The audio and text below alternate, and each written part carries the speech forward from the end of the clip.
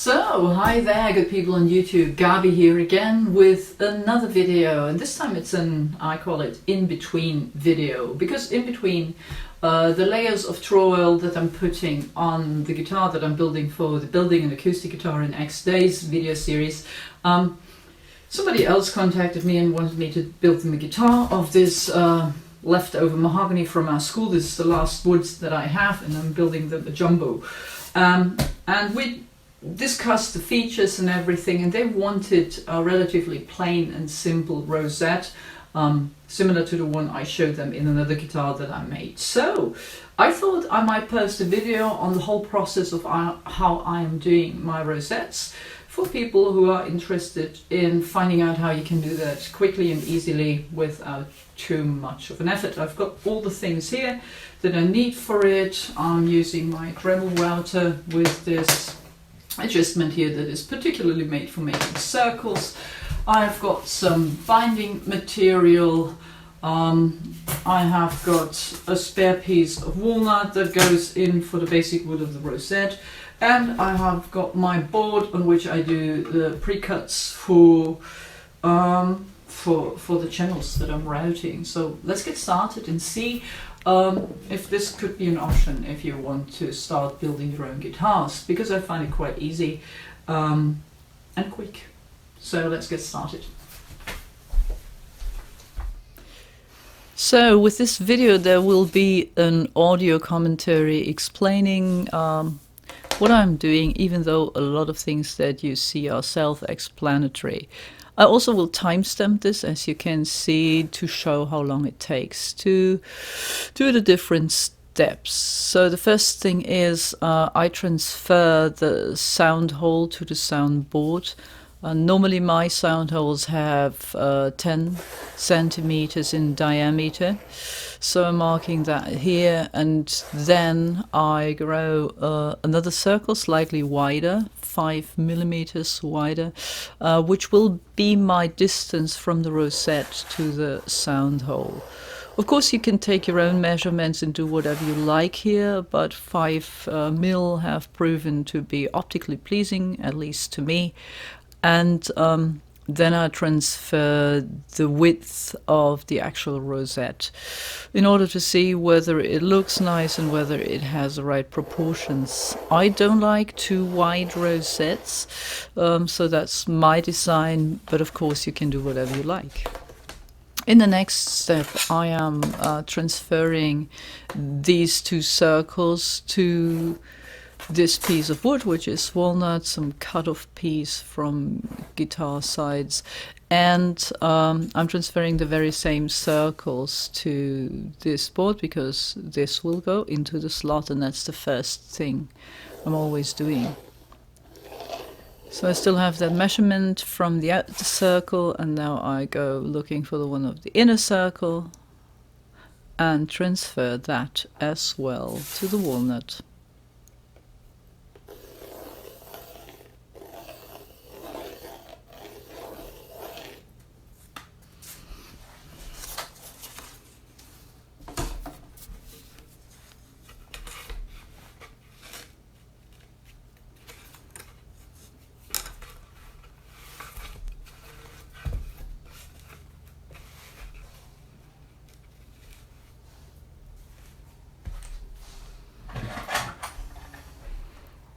Okay, in this next step I will have to drill a 3 mil hole in the center, because that's the size the pivot pin of the Dremel routing tool has. I do that slowly in order not to slip, and even if I did slip and it was off center a bit, that wouldn't matter too much at this stage, because what I need to cut out this ring, and where its position is doesn't matter. So now I'm adjusting the Dremel router bit to barely touch the lines, so that the material that's in between the 2 circles stands and the rest is cut off. So test cutting, checking whether I am close to the line, and then I go around.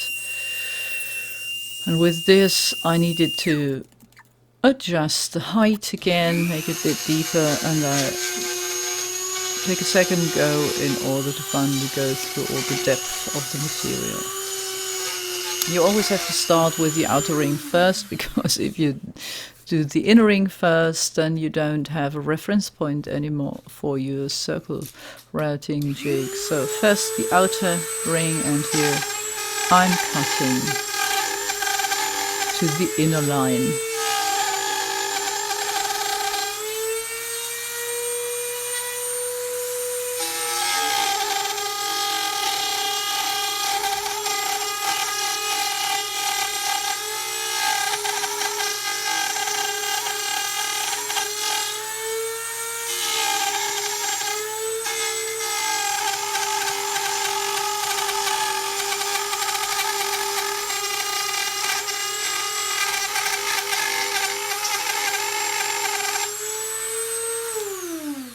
Okay, and there it is, the circle that will go into the slot in the soundboard that I'm going to route out next.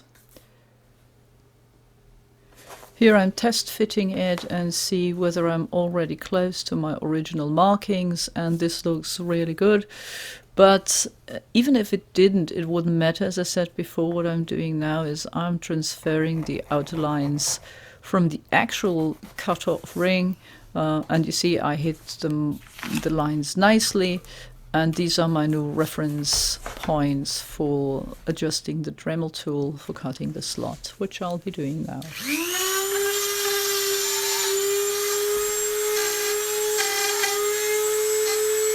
It's the same thing as with the ring. I'm making a test cut first in this area that you are not going to see because the fretboard will cover it. And I check out for being close to the line and for depth, of course. And once I'm satisfied with that test cut, I go all the way around.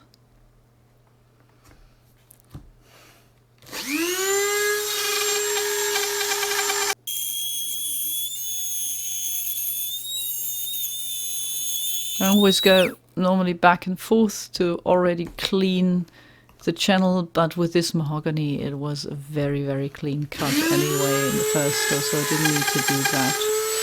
I do the same for the outer circle. First a test cut to see whether I am on the line or actually next to the line. Check out with the actual ring to confirm whether I'm fine to go and make the cut for the outer circle. So I go from the outside, or the outsides actually, and then I take away the material in between by slowly adjusting the Dremel tool. And then finally,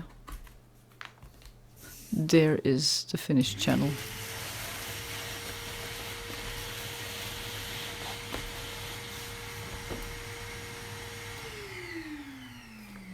Check out whether the wooden ring goes into it. Okay, it's a bit taller on the outside. Okay, and I see I need to take away some material from the outer ring here. I do that by just pushing the Dremel tool to the outside channel, and do that with a bit of force so that it will cut very, very slightly into that first channel. It's basically just on the surface, but that should be enough for my walnut ring to go in. We'll see that.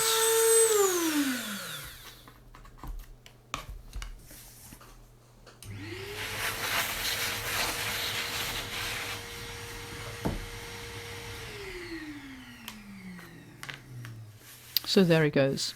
So it doesn't matter that this has to be a super tight fit at this stage, because what I'll be doing is I'll be routing out more channels for the binding material that I will put in between the ring and the mahogany.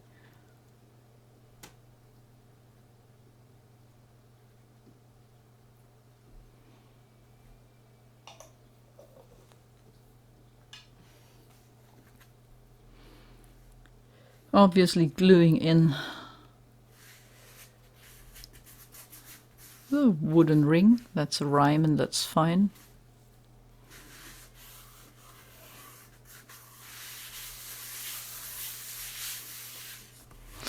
The disadvantage with my method is that you will have to have different stages of gluing the different parts, so you can't do that all simultaneously.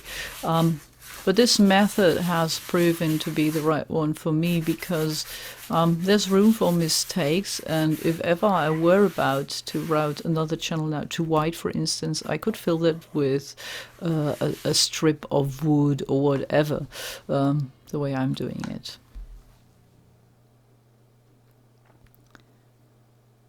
So now I put in a router bit that is exactly the width of the piece that I want to put in, and unfortunately in this in this part there is no sound. Somehow I recorded without sound. I guess this was when I had to reset the phone I'm recording with, and then the app was adjusted to recording without sound. Not clever, and I'm sorry about that. But you see me taking a pass back and forth, and I do that a couple of times because this walnut is not cutting as well as the mahogany is, so it doesn't give me sharp edges, but there is a lot of debris and splinters and whatever. So I'm doing this for the inner and the outer circle, making sure that the router bit touches the original channel in the mahogany and takes away enough of the walnut to make a clean channel and good contact between the binding material and the actual mahogany and walnut. So test cutting, checking out whether the binding goes in and that moves or fits in nicely.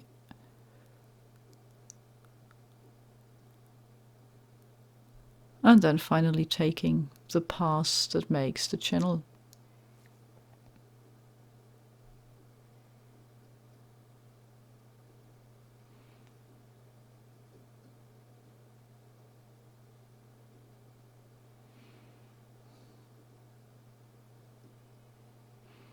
Again, back and forth in order to clean the channel out of whatever is left inside.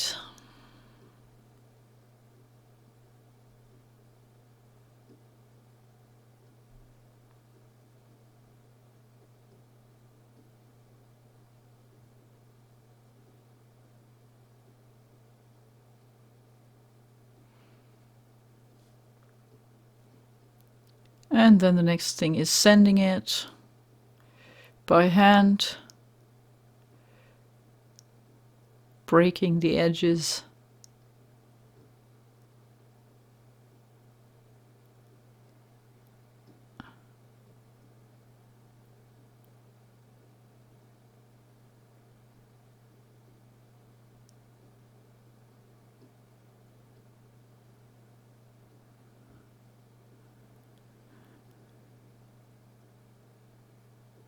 Cutting the binding to length.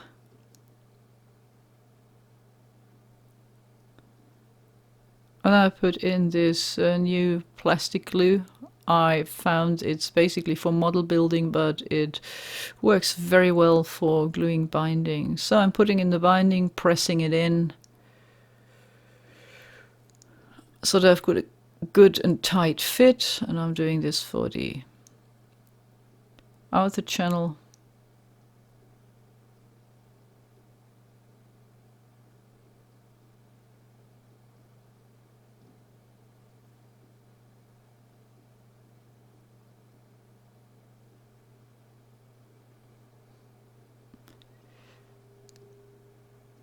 And the same goes for the inner channel.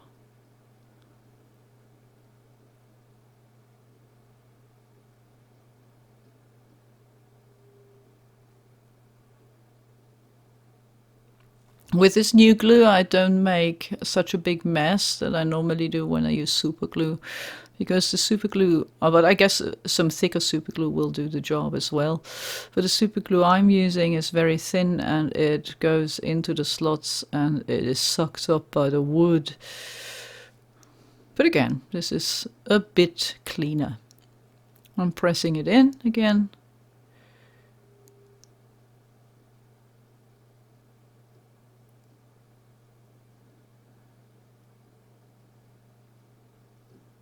And there you go. So here I'm test routing a channel that goes in the middle of this ring where some abalone pieces will go in, and I'm checking A, whether the channel is in the middle, B, the depth is alright, which it isn't in this case, so I have to adjust the height, and yeah, whether it sits in the middle and the abalone fits in nicely. So I'm adjusting the height, and then when I'm satisfied with that,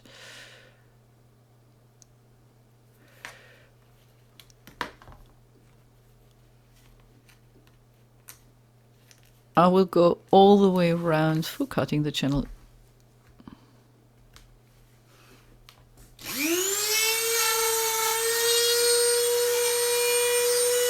Again, you do these test cuts on the side where the fretboard will go, so there is some room for mistakes.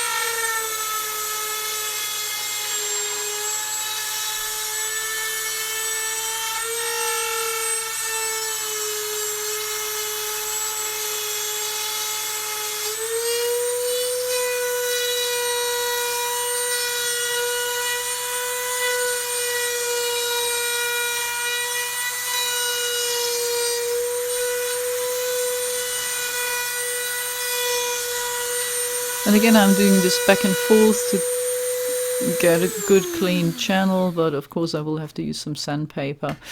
The pieces that I'm going to put in are rectangular, and naturally they wouldn't go perfectly into a rounded slot. So yeah, I make them fit as tightly as possible, but of course, since they are rectangular, that means we have something to deal with later on in the process, and you're going to see that once I'm done. So I'm adjusting the channel a bit.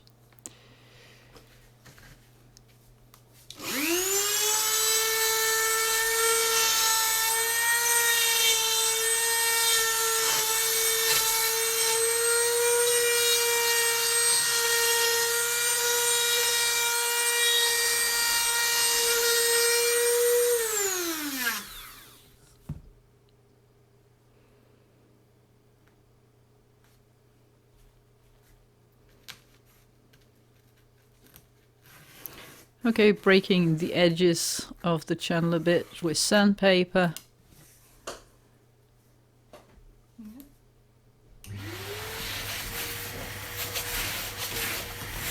And then it's basically ready for the abalone. But in order not to waste any of that material, I'm going to check out how many pieces I will need.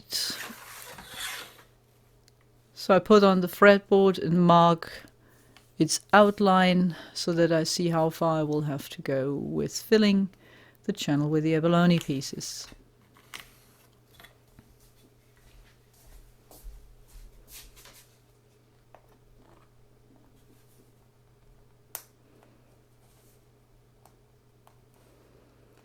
So I check for the color so that I get a nice and consistent pattern throughout the whole ring. And I fumble the pieces in. Some go in quite nicely, some are a bit taller, so they don't come exactly to the precise size, but they vary a bit, but in the end anyways, they fit in nicely and fill the channel.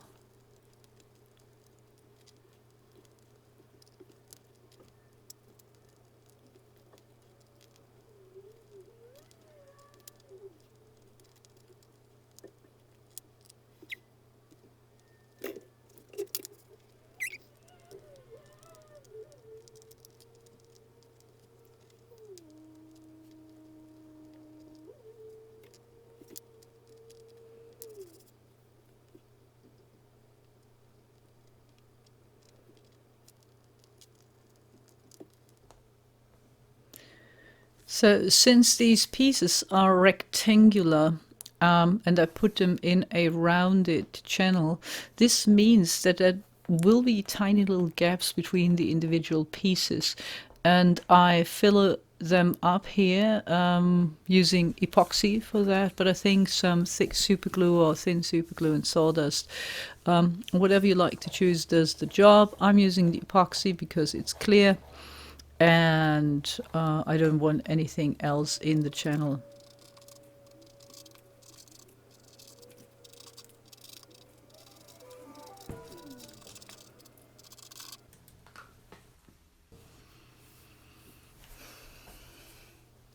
And finally, there's the finished rosette. There are many different ways of doing that. This is my way that has proven to give me good results, tight fits, and nice looking rosettes.